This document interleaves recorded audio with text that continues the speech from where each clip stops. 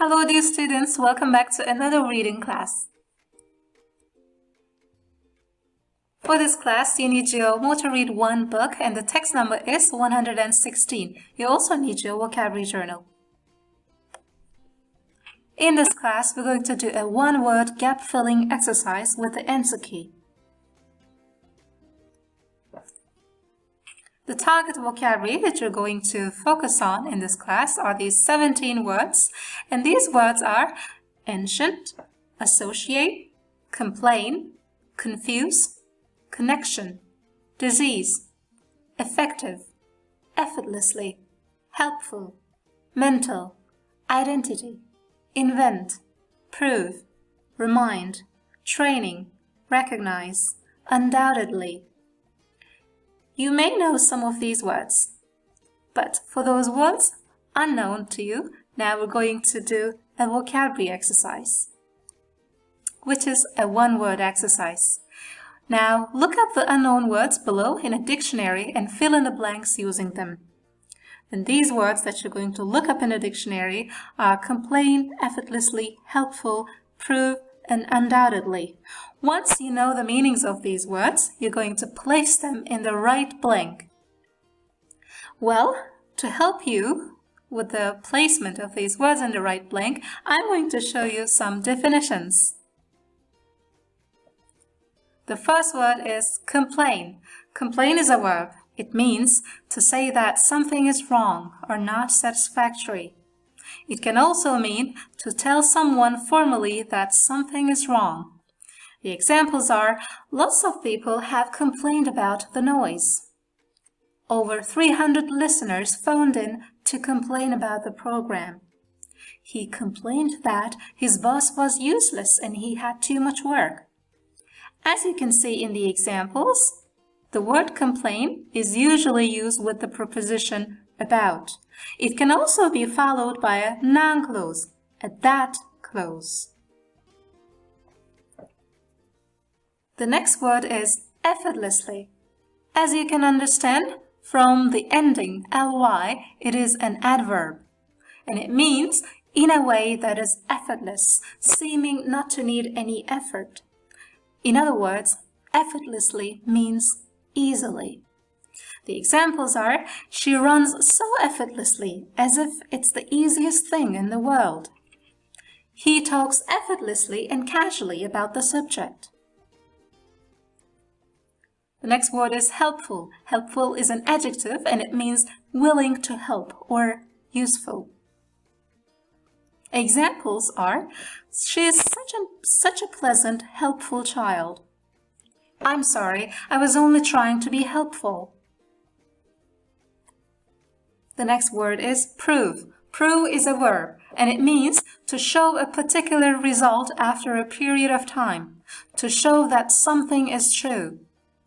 Examples are, computers have been used to prove mathematical theorems. That theory was proved false. He's so aggressive, as if he's always trying to prove something. In a way, he's always trying to show something. The next word and the last word is undoubtedly. It is the opposite of doubtedly. Let's first have a look at the meaning of doubt as a noun. It means a feeling of not being certain about something, especially about how good or true it is. The examples are, I'm having doubts about his ability to do the job. Now, let's have a look at the meaning of undoubtedly, which is an adverb, as you can guess from the ending, ly. It means used to emphasize that something is true. She was undoubtedly the best candidate. This means that she was with no doubt. She was certainly the best candidate. Undoubtedly can also be used at the beginning of a sentence, as in this example. Undoubtedly, stress has contributed to her health problems. For more examples, you can visit dictionary.cambridge.org website. Now, let's go back to our exercise. One-word exercise. At this point, because you learned the definitions of these words, you can pause the video and try to put these words in the right blank. Now you can pause the video.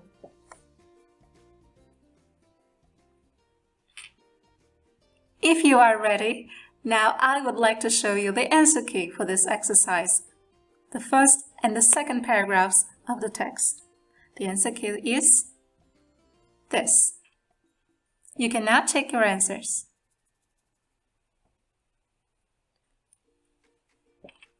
In the first sentence, we use complain. It's a verb, and it is used in present simple tense, complain, and it is followed by a noun clause, complain that. Second answer is effortlessly, and it is used at the end of a word, at the end of the sentence, as most adverbs. And here, as you can see, the adverb undoubtedly is used before the verb, because we know that adverbs modify verbs. The first blank is prove, and it is used after to infinitive. The fifth gap is helpful. As you can understand, much more modifies the adjective helpful. For the next part, we are given 6 words to complete these gaps. Again, I'm going to show you the definitions of these 6 words to be able to fill in these gaps. Let's continue with the definitions. The first word is training. It means the process of learning the skills you need to do a particular job or activity. You can say a training course or a teacher training college. In a sentence, training is used as in this way. New staff have a week's training in how to use a system. We got 2 weeks of on-the-job training on how to conduct interviews. The next word is mental, which is an adjective. Mental means relating to the mind or involving the process of thinking. The examples are, the family has a history of mental disorder. She had a mental picture, a picture in her mind of how the house would look when they finished redecorating it. Next word is associate, which is a verb. Associate means to connect someone or something in your mind with someone or something else. Most people associate this brand with good quality. So, it means most people link or connect this brand in their mind with good quality. Second example is, I'm happy, indeed proud, to be associated with this project. As you have seen in these 2 examples, the verb associate can be used with the preposition with. Associate with something or somebody. The next word is remind, which is a verb. It means to make someone think of something they have forgotten or might have forgotten. And the examples are, could you remind Paul about dinner? Please remind me to post this letter. I called Jane and reminded her that the conference had been cancelled. As you can see, the remind can be used with the preposition about. It can be used with the infinitive verb after itself, and it can also be used with a that clause following it. The next word is ancient. It's an adjective, and it means of or from a long time ago, having lasted for a very long time. It can also mean very old. The examples are ancient civilizations, ancient monuments, ancient woodlands, the ancient kingdoms. People have lived in this valley since ancient times. The next word is recognize, which is a verb. It means to know someone or something because you have seen or heard him or experienced it before. The examples are, I hadn't seen her for 20 years, but I recognized her immediately. Do you recognize this song? Do you know this song? Let's place these words in the right blanks. At this point, because you have learned the meanings of these words, you can place them in the right blank by pausing the video here first. Now you're ready to go.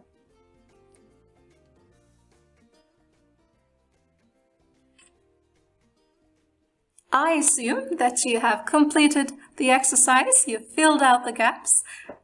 It means you're ready to go with the answer key this time.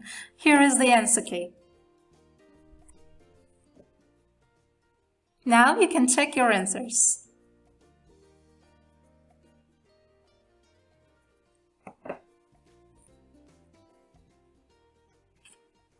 As you can see in the answer key, the first one is memory training. The second one, which is actually the seventh one for this third paragraph, is a mental picture of something, a mental picture. We have seen this example in the definitions before. And the next one is associate something with something else. And the next one is remind. Remind the learner of the Spanish word. 10th word is invent. It is used after to infinitive, as you can see, so we know it's a verb. The next word is ancient. It modifies the word times. It means old times, right? In ancient times. And after could, the modal could, we need a verb, and that verb is recognize. Recognize and name. Know and name. For the next bit, again, you are given 5 words. You're going to place these 5 words in the necessary places. But for this part, I'm not going to give you the definitions. You can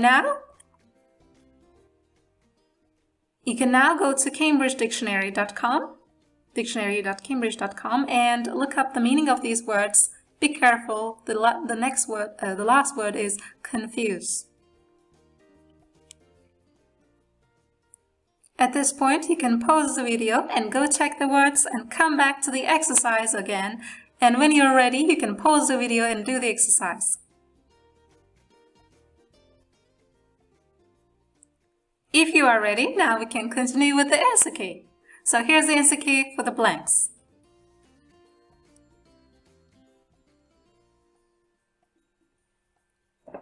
The 13th blank is connections. The next 14th is disease, a particular disease. And 15th is affective. It's an adjective and it comes after more, the comparative form.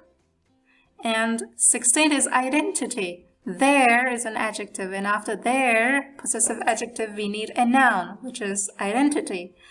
And the last one is a verb. It is confuses, used in present simple tense, as you can understand from the ending S. Good job! Now we have reviewed 17 words in sentences. And in order to have more practice on these words, you can do the Quizlet test in the link below. Please check the link there. Before you go, here's a quick question for you. Do you have your own strategies to remember things, people, and places? And how do you keep new English words in your mind? If you have an answer to this question, you can share your answers in the comment section down below. Until I see you in the next video, take care. Bye.